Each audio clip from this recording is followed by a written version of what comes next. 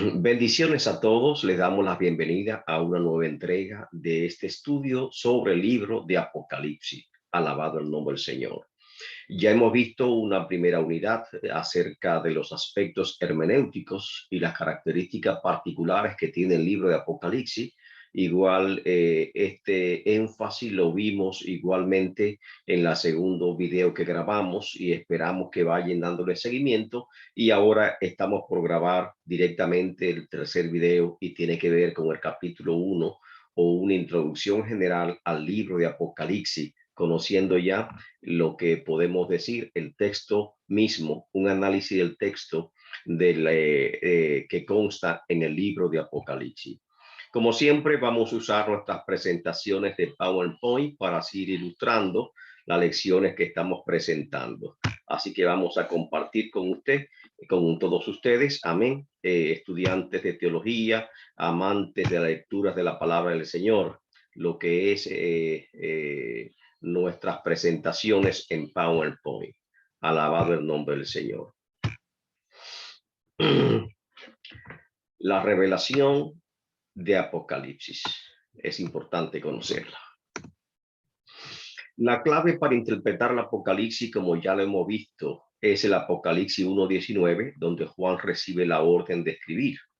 Y en esa orden de escribir enfatiza tres aspectos particulares, lo que es el pasado, el presente y el futuro. Pero tenemos que posicionarnos en el momento en que Juan se encuentra en la isla de Patmos y está recibiendo, amén, está recibiendo la revelación del libro de Apocalipsis. En el versículo 11 dice, escribe las cosas que has visto, es decir, la visión de Jesucristo glorificado del Hijo del Hombre en la isla de Patmos. Pero en el versículo 19 se detallan de esta forma. Las cosas que has visto sigue siendo la visión de Cristo glorificado en la isla de Patmos, capítulo 1, comprende por lo tanto el capítulo 1. Y el capítulo 1 es una especie de preámbulo, una introducción general importantísima para nosotros poder comprender toda la estructura y los contenidos del libro de Apocalipsis.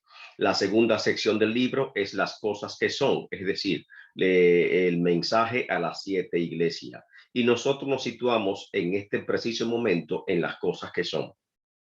Las cosas que están ocurriendo, acaeciendo en este momento, y es precisamente el periodo de la iglesia o el periodo de la dispensación actual que la iglesia está atravesando, que comprende los capítulos 2 y 3, como vamos a verlo un poquito más adelante. Y la parte final está comprendida en las cosas que han de ser después de esta, tal como lo dice el versículo 19, pero también vuelve a enfatizarlo en el capítulo 4, verso 1, cuando Juan ve una visión de una puerta abierta en el cielo y la primera voz que hablaba con él en la isla de Patmos, esa misma voz le decía, con voz de trompeta, le decía, ven y yo te mostraré las cosas que han de ser después de estas. Por lo tanto, no se refiere al mensaje de las 7 iglesias como un simple mensaje, sino que enfatiza estas cartas como un patrón, como si fuese un registro histórico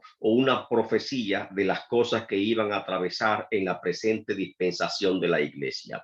Y una vez concluido la presente dispensación de la iglesia, entonces comienzan las cosas que son. Por lo tanto, podemos decir que tenemos que adoptar un modelo de interpretación del libro Apocalipsis siguiendo este patrón natural que establece el libro. Amén. El patrón natural es las cosas que has visto, que están cumplidas, que están en el pasado, la visión de Juan en la isla de Patmos, las que son, las cuales estamos atravesando en estos precisos momentos de la historia que hemos atravesado, la gran parte de ella, la historia de la iglesia, la presente dispensación, y las cosas que han de ser aún no se han cumplido. Y las cosas que han de ser comienza el capítulo 4 hasta el capítulo 22 del libro de Apocalipsis. Las cosas que han de ser estaban cubiertas o sea, no estaban reveladas porque estaban contenidas en el rollo de aquel que está sentado en el trono, un rollo sellado con 7 sellos por dentro y por fuera y que nadie podría abrirlo. Este rollo fue tomado del que está sentado en el trono por el Cordero, y solamente él fue encontrado digno de abrir de tomar el rollo y abrir cada uno de sus sellos. Es decir, Cristo ejecuta los juicios, amén, los juicios apocalípticos. Cristo ejecuta los juicios que están determinados en la consumación de los tiempos. Y eso es que nos revela esta simple estructura de Apocalipsis 1:19, y tenemos que seguirlo para no caer en ningún error interpretativo. Por lo tanto, la primera sección es las cosas que has visto, la visión en la isla de Patmos, y vamos a enfocarnos en este estudio del día de hoy, en esta visión. Las cosas que has visto, como ustedes ven en la estructura del libro, comprende una introducción. El primer capítulo está compuesto básicamente de dos partes. Lo que es la introducción, que incluye el saludo a las 7 iglesias, que es muy importante, que son los primeros 8 versículos del Apocalipsis. En esos primeros 8 versículos se condensa el propósito entero y se descubre el propósito entero de lo que es el libro de Apocalipsis.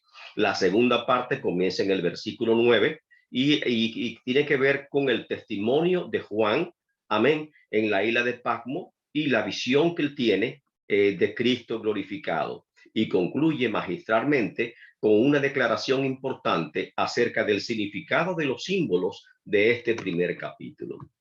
Por lo tanto, ahora comenzamos de inmediato directamente con el libro de Apocalipsis.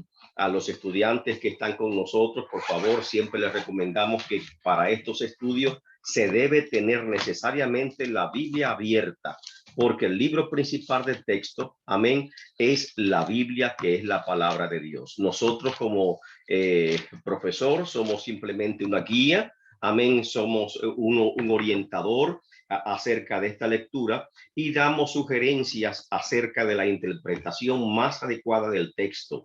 Alabado el nombre del Señor. El libro de Apocalipsis comienza, por lo tanto, el primer capítulo descubre las cortinas de la revelación divina para mostrar al lector la visión majestuosa del Señor Jesucristo glorificado. Su contenido general es los primeros 3 versos que siempre están separados. Amén. Esos 3 versos le llama introducción. Amén. Esos 3 versículos, introducción, importantísima introducción. Luego sigue el saludo a la iglesia, que vamos a profundizarlo también. Y la segunda parte ya veremos un cuadro descriptivo acerca de Jesucristo. En este capítulo Juan es transportado en espíritu al cielo. Alabado el nombre del Señor. Y de esta forma tiene la visión majestuosa de Cristo glorificado. Estos primeros 8 versículos, amén, comienzan presentando el tema central de todo el libro de Apocalipsis. Este párrafo, porque la forma en que está escrito es en prosa, amén, y por lo tanto la estructura de la prosa es el párrafo, y el primer párrafo del libro Apocalipsis comprende estos primeros 3 versículos, y dice de la forma siguiente: la revelación de Jesucristo que Dios le dio para manifestar a sus siervos las cosas que deben suceder pronto, y la declaró enviándola por medio de su ángel a su siervo Juan, que ha dado testimonio de la palabra de Dios y del testimonio de Jesucristo y de todas las cosas que ha visto. Bienaventurado el que lee y los que oyen las palabras de esta profecía y guardan las cosas en ellas escritas, porque el tiempo está cerca. Amén. Este es el primer párrafo del libro de Apocalipsis. Concluye los primeros versículos, lógicamente, con que concluye con una declaración bellísima acerca de la primera bienaventuranza que está en el libro de Apocalipsis. Ahora vamos a analizarla frase por frase para ir comprendiendo el significado de lo que estamos leyendo. En esta introducción dice: la revelación de Jesucristo. Ya presenta el contenido del libro. ¿Cuál es el contenido? Revelación. Pero no una revelación cualquiera, es una revelación de Jesucristo, porque Jesucristo es quien da a conocer el contenido o la revelación de este libro. En efecto, en el capítulo 5, Jesucristo es quien abre el libro que está sellado con 7 sellos y que está en la mano derecha del que está sentado en el trono, para mostrarnos su contenido. En el Evangelio de Juan, amén, porque Juan es el mismo autor, del libro de Apocalipsis, de Juan declara que a Dios nadie le ha visto, pero que solamente el Hijo del unigénito Hijo del Padre le ha dado a conocer. Por lo tanto, esta primera frase, la revelación de Jesucristo, está hablando de que Jesucristo es el revelador. Jesucristo es quien da a conocer la revelación de Apocalipsis. Amén. Ahora, también este verso me habla del método que se utiliza para la revelación. Establece que esta revelación procede del Padre, pues son los planes eternos de Dios y es la consumación del plan de los tiempos finales. Y Jesucristo la da a conocer. ¿Pero cómo? ¿Cuál es el método? Enviándola por medio de su ángel a su siervo Juan. O sea, en última instancia, el autor de esta revelación es Dios el Padre. Alabado el nombre del Señor. El escritor de este libro sigue ahí mismo, quien le ha dado a conocer enviándola por su ángel. ¿A quién? A su siervo Juan. Juan es el escritor del libro. El apóstol se identifica a sí mismo como el escritor de este libro sagrado tan importante, pero no son sus palabras, no son sus ideas, sino simplemente Juan está escribiendo la revelación que él recibió de Jesucristo. En efecto, una y otra vez Juan recibe la orden de escribir el libro. Lo vemos en Apocalipsis 1:11, Apocalipsis 1:19, donde Juan está recibiendo la orden de escribir este libro. Aparte de esto, le encontramos en Apocalipsis 14:13, cuando dice: escribe, bienaventurado de aquí en adelante los que mueren en el Señor descansarán de sus obras. Amén. Igual Apocalipsis 19:9, bienaventurado el que tiene parte en la primera resurrección. Apocalipsis 21:5, y esas son la parte de las bienaventuranzas, amén, que aparece en de la orden de escribir que aparece en el libro de Apocalipsis. Y también de las bienaventuranzas, por supuesto. El propósito del libro está contenido en este mismo versículo. Amén. No solamente es la revelación de Jesucristo que Dios le dio para manifestar a sus siervos. Ahí está el propósito del libro. ¿Para qué? ¿Para qué es el libro Apocalipsis? Manifestar a sus siervos, amén, las cosas que deben suceder pronto. Y aquí hay que hacer un alto obligatoriamente, porque muchas veces nos podemos confundir. Cuando se refiere a sus siervos, lógicamente, hay en el trasfondo del libro dos grupos de destinatarios. Primero, en el verso 4 aparece que dice: escribe a las iglesias de Asia, las 7 iglesias de Asia Menor. Son los destinatarios, por lo tanto, originales de estas cartas, las 7 iglesias de Asia Menor. Pero también el autor sagrado tiene en mente un destinatario universal que está compuesto por todos los creyentes en cualquier lugar, de cualquier época, que oyen el mensaje del libro Apocalipsis y guardan las cosas contenidas en él. Por lo tanto, cuando habla la frase manifestar a quienes, a sus siervos, se refiere a todos los creyentes de todas las edades que están dispuestos a escuchar y obedecer la palabra de Dios. Amén. Esto son los destinatarios finales del libro Apocalipsis. El libro Apocalipsis es para nosotros en la actualidad.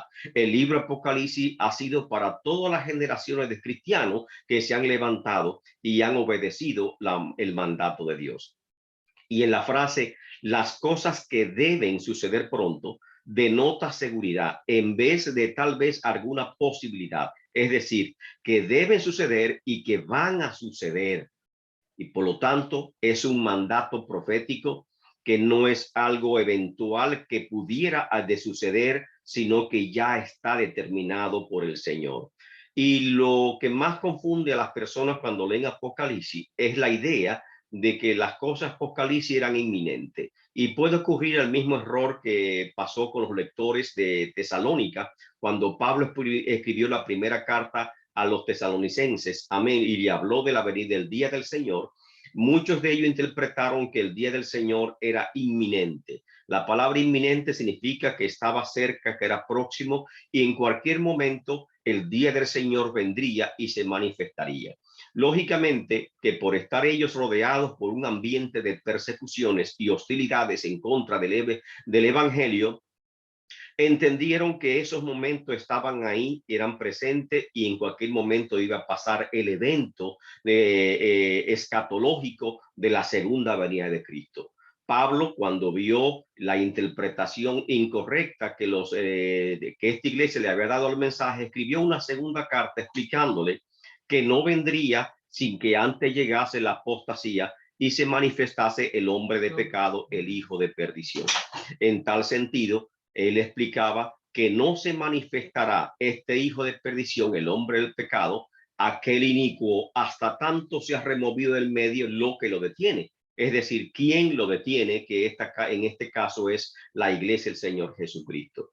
Por lo tanto, ahora nos toca a nosotros aclarar esto también, porque la iglesia tesalónica, un grupo había abandonado prácticamente todo para simplemente esperar a Cristo en cualquier momento. No es una actitud que tenemos que abandonarlo todo para esperar a Cristo en cualquier momento.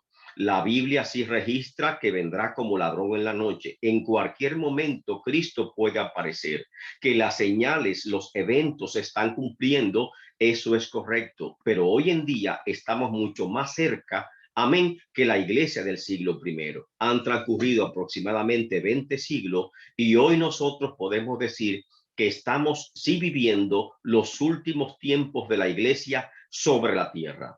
Por lo tanto, en el momento que el apóstol Juan escribe que deben suceder pronto y que van a suceder pronto, se refiere a que el Apocalipsis registra los eventos que deben suceder en la semana 70 de la profecía de Daniel.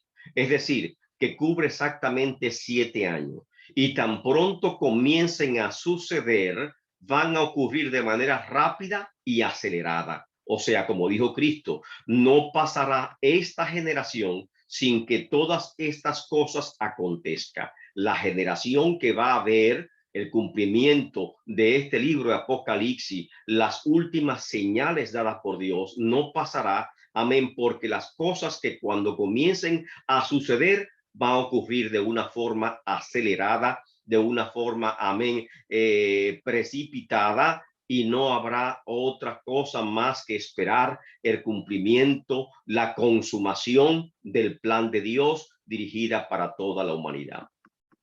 Los destinatarios, versículo 4. Amén. El versículo 4 me habla de los destinatarios. Por ejemplo, el versículo primero era un destinatario universal. Amén. Manifestar a sus siervos es el propósito del libro Apocalipsis. Un mensaje de advertencia en estos tiempos finales en que estamos viviendo. Las cosas que deben suceder pronto, tan pronto y comience la primera señal, amén, de este libro comience a manifestarse, todas las demás señales van a ocurrir de manera acelerada hasta que se consuma el plan de Dios. Ahora hay un destinatario original, un destinatario cercano al lector, que en este caso es cercano, perdón, al escritor, que en este caso es Juan, y dice: Juan a las 7 iglesias que está en Asia. Amén. Y este saludo de Juan identifica cuáles son los destinatarios primarios del libro de Apocalipsis. Por lo tanto, hay un mensaje, sí, es cierto, literal, dirigido a cada una de estas iglesias y que debe ser interpretado en primera instancia como un mensaje a cada una de estas iglesias. Pero Apocalipsis, amén, se cumple una doble profecía, una doble referencia, que muchos teólogos llaman como plenius sensus, un sentido ulterior de las cosas que estaba escondido en la mente del escritor sagrado y que nosotros se nos está siendo revelado para entender el sentido ulterior o profundo de esta revelación. El mensaje a cada iglesia es más que eso. Son iglesias representativas y por lo tanto representan el periodo total de la presente dispensación de la iglesia. Cubre el periodo total de la presente dispensación de la iglesia. Y ahí encontramos. En el versículo 3 tenemos la primera bienaventuranza. Amén. Y es muy importante y significativa. Dice: bienaventurado el que lee. ¿Por qué el que lee? Porque se refiere a un rollo. Amén. El libro Apocalipsis se escribió en forma en pergamino. originalmente. Y ese pergamino se enrollaba. Amén. Entonces, el que lee es una lectura pública, la persona que está leyendo. Los que oyen en plural, porque se refiere al auditor o las personas que están sentados escuchando. Pero el que oye no simplemente es escuchar simplemente como un sonido, sino oír con atención, prestar atención.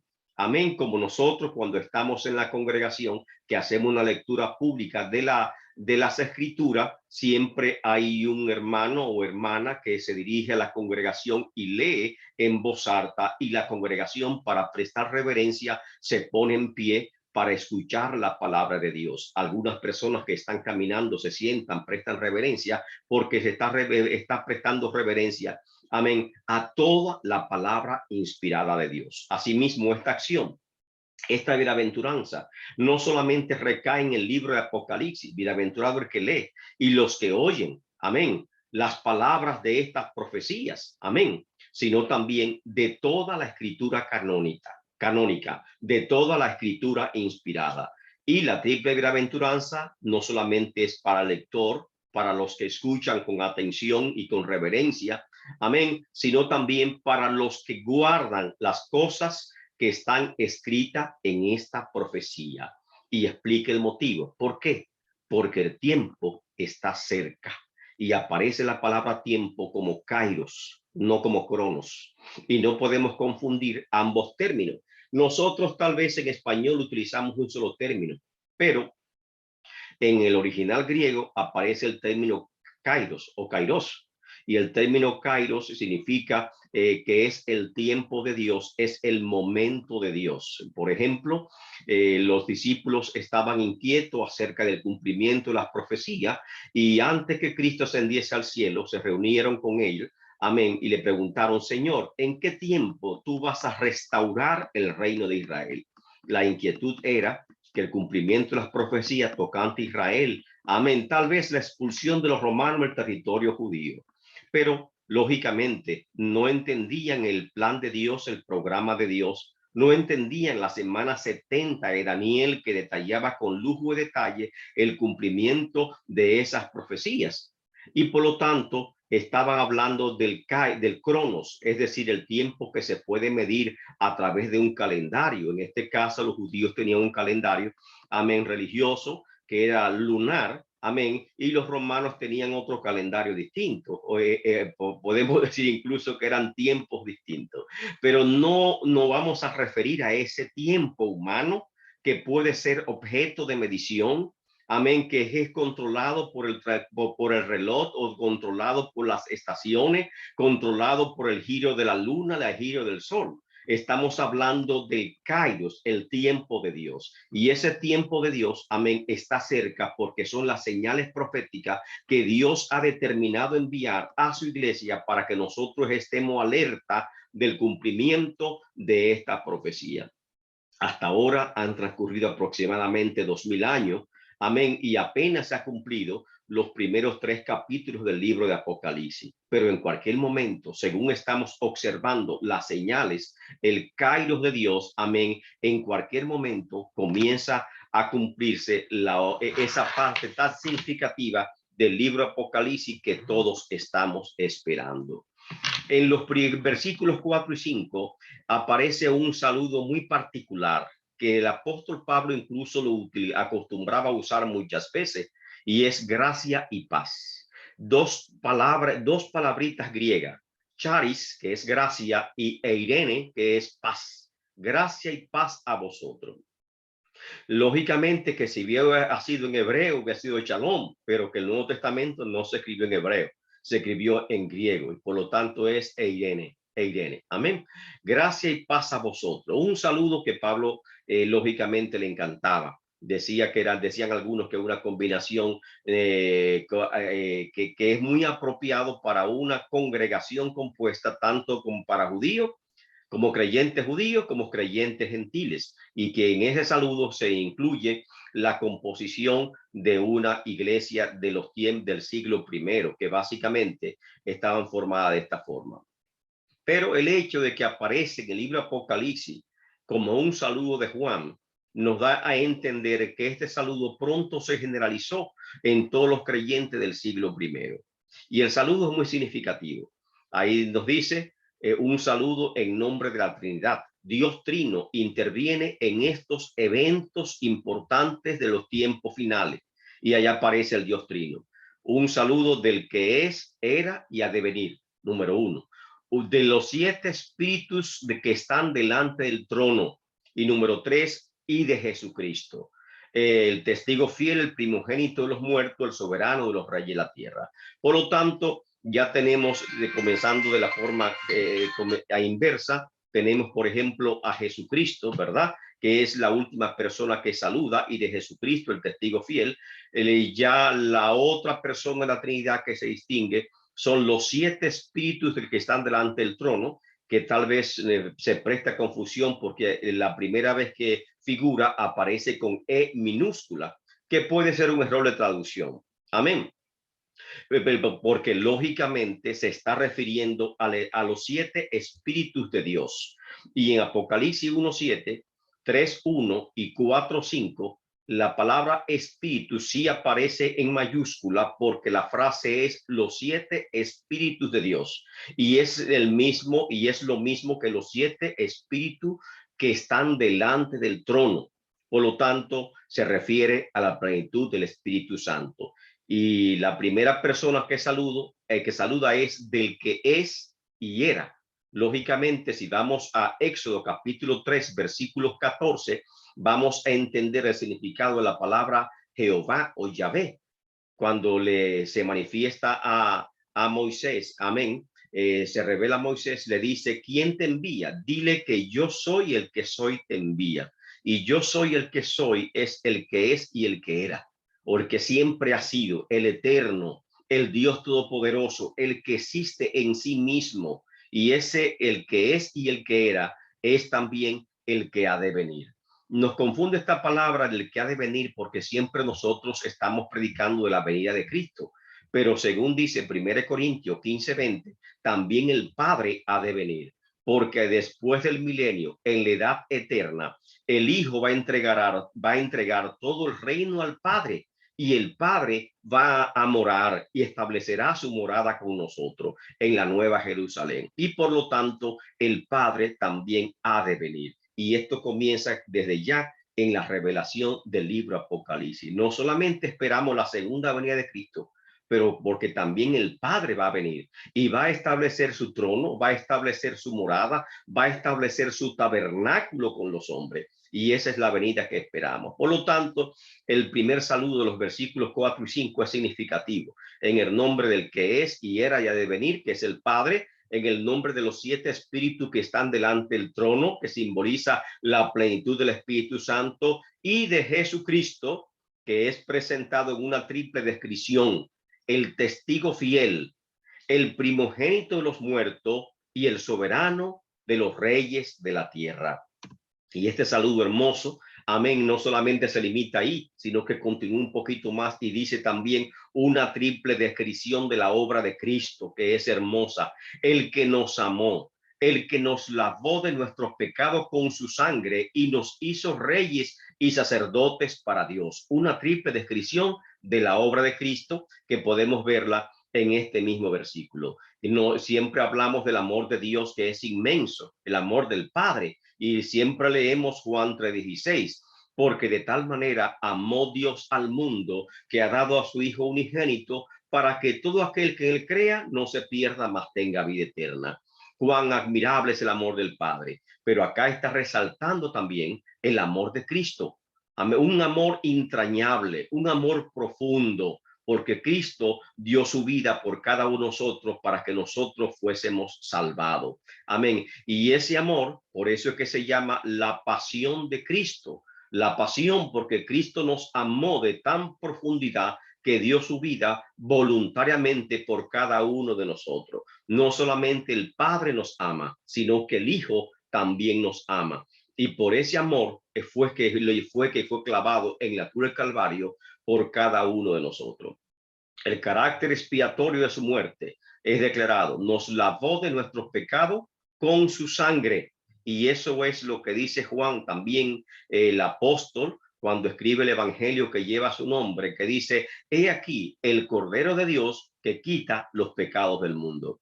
Y nos hizo, porque hay un propósito de esta redención, no solamente nos redimió con su sangre por su amor, sino con un propósito. Lógicamente que en las escrituras Pablo dice para que fuésemos santos y sin mancha delante de él. Y otra vez dice Pablo, amén, ¿cuál es el propósito? Amén, para que fuésemos adoptados hijos suyos. Amén. Y ahora Juan está revelando y dice para hacernos, para convertirnos reyes y sacerdotes para Dios, lo mismo que dice Pedro. Amén, que nos ha constituido como piedra viva, un pueblo santo, linaje santa, nación santa, pueblo adquirido por Dios, para que anunciemos las virtudes de aquel que nos llamó de las tinieblas a su luz admirable. Y por lo tanto, amén, esto es bellísimo, la descripción que hace Apocalipsis acerca de la triple obra de Cristo en favor de nosotros, en favor de nuestra redención. Y este versículo termina con una doxología cristológica. Doxa es adoración, alabanza, y por lo tanto, cuando hablamos de doxología, hablamos de un acto de adoración como una adoración angelical o una adoración en la tierra. Y esta es la doxología o la exclamación de alabanza en homenaje a Jesucristo. Y termina así: a él sea el imperio por los siglos de los siglos. Amén. Y ese amén es contundente, es rotundo, que significa así sea. Amén, como que sale lo más profundo del corazón y es dirigido hacia Cristo. El versículo 7 de Apocalipsis, amén, pues ya hemos leído esta primera parte. El versículo 6 concluyó: él nos hizo reyes sacerdotes para Dios. Amén. Y reinaremos con él por los siglos de los siglos. El versículo 7 es contundente y nos habla de la segunda venida de Cristo, de la realidad de la segunda venida de Cristo, y habla de 5 aspectos que son contemplados en esas venidas.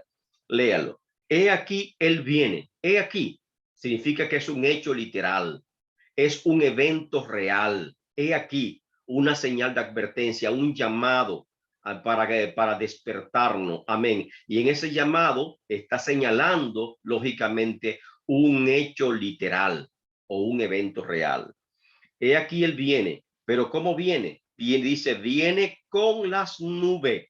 Significa que su venida será gloriosa, vendrá en las nubes del cielo, con millares y millares de ángeles con él, conforme dice Apocalipsis 5:11, que millares y millares de ángeles adoraban su nombre y le servían delante del trono. Y Apocalipsis 19:14, cuando él vino, dice, y ejércitos celestiales le acompañaban. No habla de un ejército, sino los ejércitos de los cielos, todos le acompañaran, que son también millares de millares. Su segunda venida, por lo tanto, ya en estas 2 primeras palabras, he aquí, está señalando que es algo real, verídico, un evento literal. He aquí que viene en las nubes.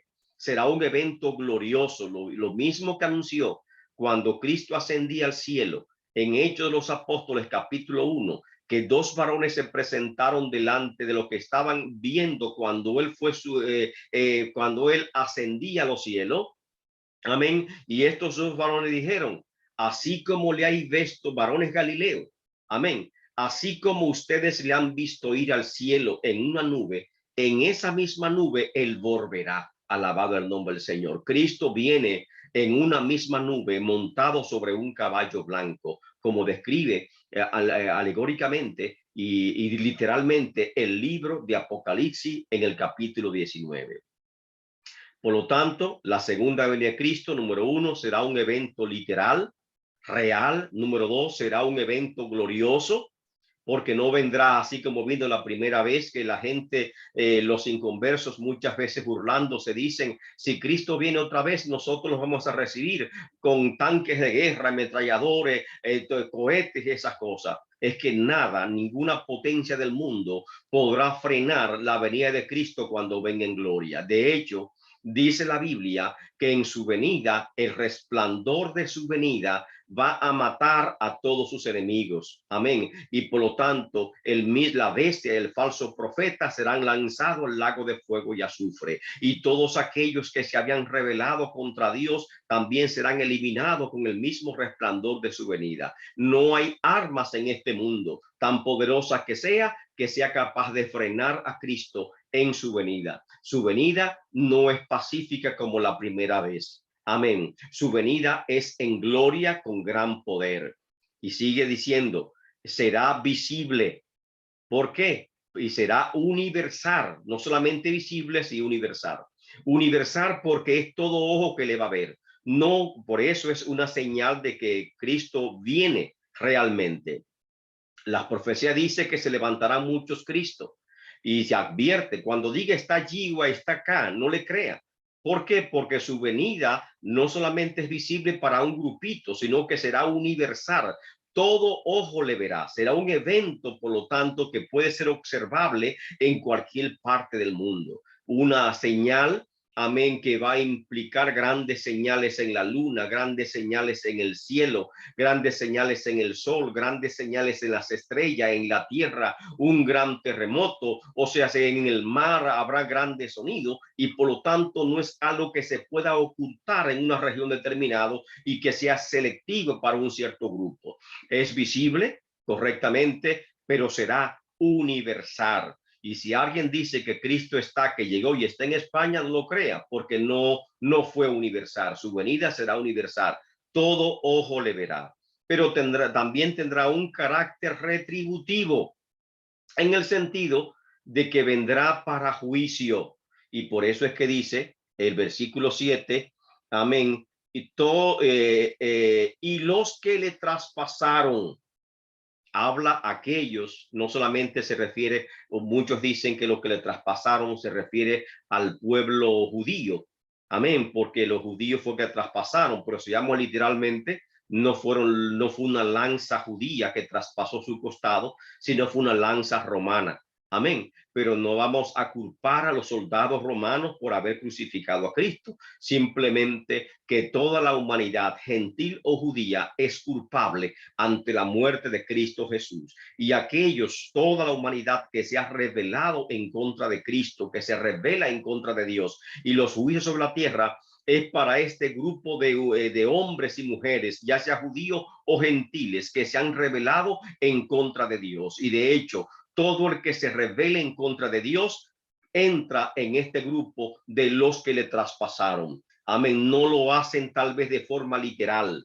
Amén, porque no fueron ellos que sostuvieron la lanza con sus manos para penetrar el costado de Cristo, pero ahora con su traición, con su rebeldía contra Dios, están traspasando el costado de nuestro Señor Jesucristo. Y los que le traspasaron, los que se rebelan en contra de él, como dice el Salmo 2, amén, toda la humanidad a una ha dicho, rompamos sus ligaduras, echemos de nosotros sus cuerdas. Amén. Pero dice la Biblia que el Señor en el cielo se reirá de ellos, se burlará de ellos. ¿Por qué? Porque realmente es una ridiculez que pretendan la humanidad rebelarse en contra de Dios. Y eso es la apostasía.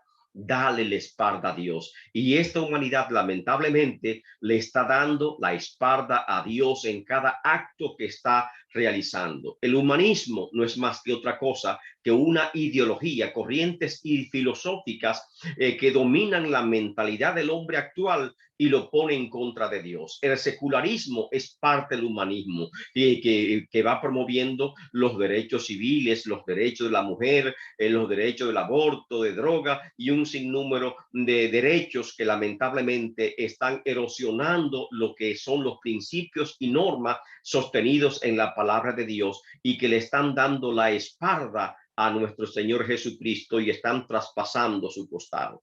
Así que la venida de Cristo en el versículo 7 lo presenta de una forma gloriosa. Será un evento literal, he aquí que Él viene. Amén, una gran noticia. Será un evento glorioso, vendrá en las nubes con millares y millares de ángeles con Él. Alabado el nombre del Señor. Será visible, será universal, porque todo ojo le verá. y será retributivo. Lo que les traspasaron harán lamentación por él, como dice las escrituras. Y el versículo 8 termina de forma magistral, glorioso. Amén. Y ese versículo 8 afirma la deidad de Cristo de 6 formas. Dice él, yo soy el alfa y la omega. Y creo que todos sabemos el significado de alfa y omega, la primera y la última letra del alfabeto griego. Amén. Que significa lo mismo, el principio y el fin. Pero cuando hablamos de principio y fin, nos recordamos a Génesis 1:1. Amén, que dice, en el principio era Dios. Amén. Perdón, eso es Juan 1:1. En el principio era el verbo y el verbo era Dios y el verbo era con Dios. Amén. Y Génesis 1:1 dice, en el principio creó Dios los cielos y la tierra. Y ese principio donde no existía el tiempo, ni el espacio, ni la materia, donde nada de que está circunscrito al universo podía existir, ese principio se revela ahora en Apocalipsis. Él es el principio y el fin, el verbo de Dios, el verbo viviente de Dios, como dice Hebreo 11, versículo 3. Amén. Por la fe entendemos que el universo mismo, la materia, amén, y todo lo que está contenido en el universo, que es el tiempo, el espacio y la materia, fueron creados de lo que no se veía, y lo que no se veía es Dios. Alabado el nombre del Señor. Dice el Señor, cuando la palabra habla el Señor, me está hablando de Curios. Curios es Señor soberano, y Cristo se presenta a sí mismo como Señor soberano, aquel que es digno de alabanza y adoración. Y sigue hablando el que es y el que era. Igual que el Padre es el que es y el que era, también Cristo es, el que era y el que ha de venir, porque esperamos tanto al Hijo como también esperamos al Padre. Esperamos al Hijo, a Jesucristo, en su segunda venida visible en gloria, como describe Apocalipsis 19, pero también ya en Apocalipsis 22 vemos que Dios pone su morada, su tabernáculo con los hombres en la santa ciudad de la Nueva Jerusalén, y también el Padre va a venir, gloria al nombre del Señor, a establecer su morada entre los hombres. La última parte que menciona este versículo 8, que es que se presenta como el Todopoderoso, o sea, el Señor, el Todopoderoso. Y la palabra Todopoderoso en griego es Pantocrator, Pantocrator. Panto viene de todo. Por ejemplo, cuando usted dice que adora que todo es Dios, amén, habla de panto, amén, de totalidad o de algo que es global, amén, que se adora a todo como si fuese Dios. Pero acá habla de panto, o sea, de todopoderoso, de omnipotente Señor del universo. Y cuando tenemos una imagen de Cristo glorificado, rodeada con 7 estrellas en su diestra, amén, y él en el centro de 7 candeleros de oro, sosteniendo el mundo en sus manos, ese señor omnipotente, Señor del universo, que gobierna todo el mundo entero, ese Cristo es el Pantocrator, que muchos artistas lo han pintado de una forma extraordinaria. Y nosotros tenemos que verlo de esa forma, así como está esa imagen presentada, el Pantocrator, o sea, el Dios omnipotente, Señor del universo. Esta imagen es de Cristo como el Todopoderoso, y así es que se presenta en la Biblia en este versículo 8. Yo soy el alfa y el omega, principio y fin, dice el Señor. La sala Señor es Curio, el que es y el que era. Recordemos la palabra Jehová, el que existe por sí mismo y el que ha de venir, porque Cristo lógicamente también ha de venir. El Todopoderoso, y la palabra Todopoderoso aquí es Pantocrátor, y ahí se presenta Cristo, amén, de esa forma. Esta es la primera parte del capítulo 1. Vamos a dejarla acá, amén, porque el tiempo ha transcurrido. Pensé que iba a poder concluir con todo el capítulo 1 completo, pero simplemente hemos agotado apenas los primeros 8 versículos del libro Apocalipsis. Dios le bendiga, Dios le guarde. Amén. Espero que estos estudios estén siendo, lleguen a ustedes y sean de gran provecho. También que le saquen provecho, que sea de gran utilidad para sus corazones, amén, y sobre todo que puedan arrojar luz a su interpretación del libro de Apocalipsis.